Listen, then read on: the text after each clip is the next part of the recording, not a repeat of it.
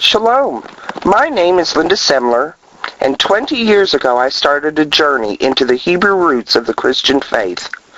By profession, I was a polygraph examiner, a trained investigator, a person who sought truth. As an evangelical Christian, I had many unanswered questions concerning the doctrines and the traditions of the Christian faith. My journey looking for biblical truth led me back through church history, then further back through the history of Israel, and then finally to the foundation of all biblical truths into the books of Genesis, Exodus, Leviticus, Numbers, and Deuteronomy. I'm here today to talk to you about your ancient family, Israel. Traditional Christianity has taught us that we are spiritual Israel, but that's not what scriptures teach. I'm going to show you that you are as much a part of physical Israel as the Jewish people are. The entire Bible is written about Israel. It is written to Israel, about Israel, and for Israel, the chosen people of God. It is not only written to Israel of the past, it is written to Israel of today.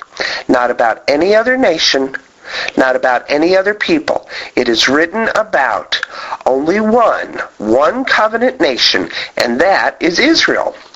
I'm going to show you there are only two kinds of people in this world, Israelites and Gentiles.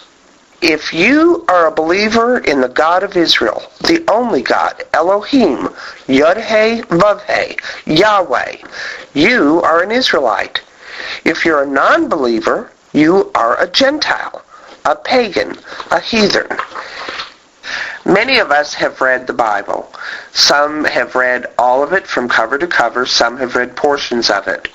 But now what I'm going to do is I'm going to take the Bible as the book, and I'm going to present a movie overview version of the Bible from Genesis to Revelation. Since we will be covering such a long timeline, I feel like it would be better for us to have an understanding of what the picture is, and then we'll come back and fill in all of the scriptures to support the story that we will be giving this morning. It's just like going to an Alfred Hitchcock movie. And 3/4 of the way into the movie, you've got every clue figured out. You've got the plot figured out. You know exactly what is going to happen. And then all of a sudden, he drops in a character or an event that changes everything. Well, what we're going to be doing here today with the movie version of the Bible that we've all read and know and love is I'm going to be dropping in something, a new perspective at the very end time of mankind that God is revealing that will change your entire perspective on the Bible. Daniel was told this was going to happen. In chapter 12, Daniel was told, "Go your way, Daniel, till the end time, and this scroll will be revealed." All will be revealed. So this is a time of revelation. There's also another time, a time of the end of judgment on Israel that is coming about. And so the revelation that's flowing is something the Father had planned, and we are part of. This teaching is about giving you the scriptures that will show who you really are. You are an Israelite, not an adopted stepchild, but a chosen people. You are part of that people with your family roots going all the way back 4,000 years ago to your physical father, Abraham. You are his seed, and I'm going to show you that you are not the spiritual seed of Abraham, as traditional Christianity is taught, but you are his physical seed.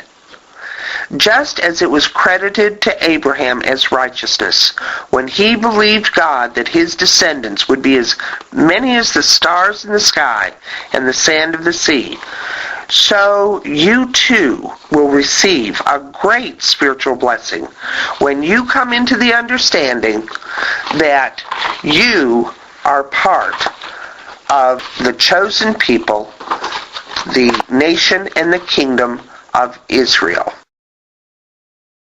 Galatians 3:29 says, if you are in Christ, you are Abraham's seed.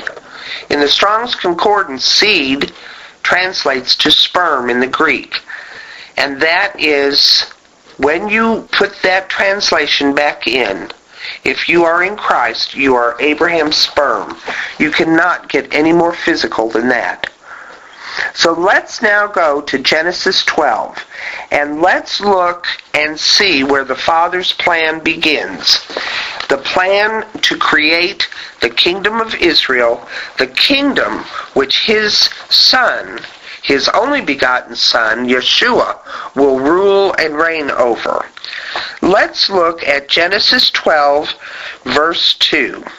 I will make you a great nation, God is saying to Abram, and I will bless you. I will Baruch you. Baruch is the Hebrew word for bless in this sentence. I will make your name great, and you will be a blessing. You will be a Baruch. You will be a blessing to other people. I will bless those who bless you. I will Baruch those who Baruch you, and whoever curses you, I will curse. And all the peoples on the earth will be blessed through you. But here, the word blessed has been changed. It has been changed from Baruch to Nivrahu. And the word Nivrahu in Hebrew is mixed. Now, why would the Father change that word? Could it be that from the first time that He spoke to Abram, from the very first time, He told Abram His plan for all humanity, that Abram would be mixed throughout all the peoples on the earth and would bless them? Let's look and see how the friend of God, Abraham, how the father of our faith, responds and what he does with the promise that God gives him. First of all, we know that Abram came from the land of the Chaldees. That land today is ancient Persia, is Iraq, Iran, up in that area. And Abram was called out of that land by God. And God said, if you leave your family and you leave your land and follow me, I will bless you. Abram did in obedience. He and Sarai and the servants and all that Abram had came out of Ur, the land of the Chaldees, and came into Canaan. It was in Canaan that the Father spoke to Abram, and He said, Abram, I am going to make you and your descendants a promise. It is an eternal promise, Abram. I'm going to give you descendants that are going to be uncountable. They will be as many as the dust of the earth. They will be as many as the stars of the sky. They will be as many as the sand of the sea. Was the Father exaggerating? Or was He really telling the truth when He says, your descendants, Abram, will be uncountable? Well, He said that once to Abram, but then He turned around and He said it twice to Abram, and He kept going, and He made a covenant with Abram, promising that He would give Abraham multitudes, myriads and myriads of descendants. And then He cut that covenant, the eternal covenant, the covenant that is in effect today, in the year 2007. The promise that God gave to Abraham is in effect today. He spoke that promise 4 times in the book of Genesis to Abraham. Abraham believed God, and it was credited to him as righteousness. You will see that as you come into the understanding of these scriptures and these teachings, and you understand who you really are, there will be a blessing from the Father to you that will change your faith walk and deepen your faith walk. the same blessing that God gave to Abraham is available for you if you will seek out and study the scriptures that we will be looking at. Abraham and Sarah were old, and there was no chance that they could produce any offspring.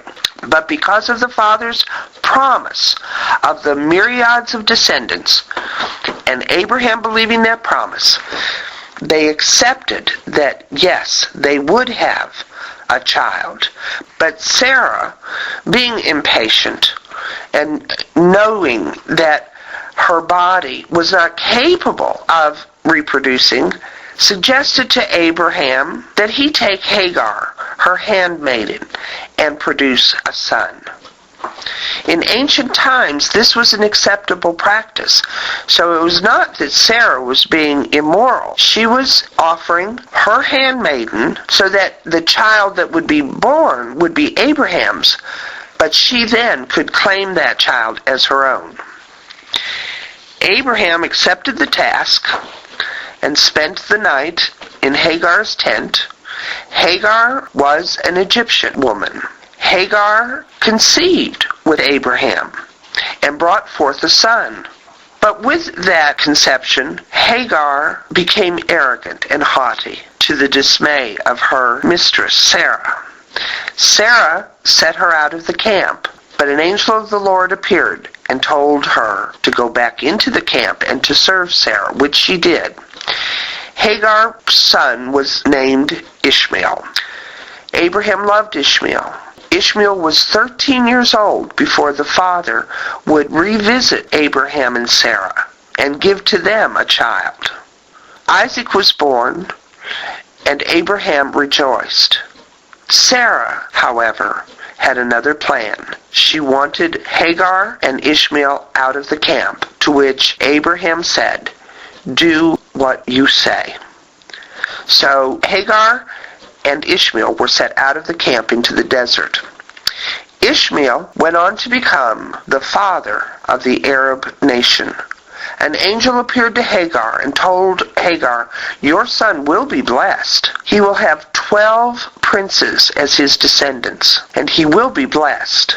But he will be a donkey of a man, and his hand will always be against his brother's throat." Today, we see, 4,000 years later, we see that battle still going on between the descendants of Ishmael and the descendants of Isaac. That battle will be resolved. It will end. And it's in front of us, and we will see it. But for 4,000 years, there has been conflict between these two stepbrothers.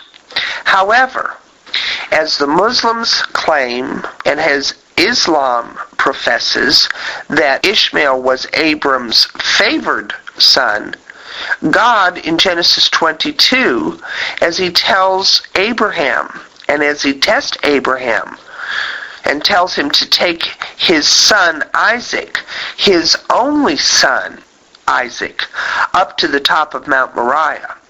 Twice in Genesis 22, God says that Isaac is Abraham's only son. Isaac is the son of the promise that God gave to Sarah and Abraham. So, as Abraham is tested and proves to be faithful, God then says once again to Abraham, "I will give you multiple descendants." But not only that, the other two factors of my promise is, all the land that you see from the north, south, east, and west is yours and your descendants. I'm going to repeat that. All the land, Abraham, that you see as you look around you, from the north, south, east, and west, I give to you and to your descendants, the descendants that come through Isaac, the promised son.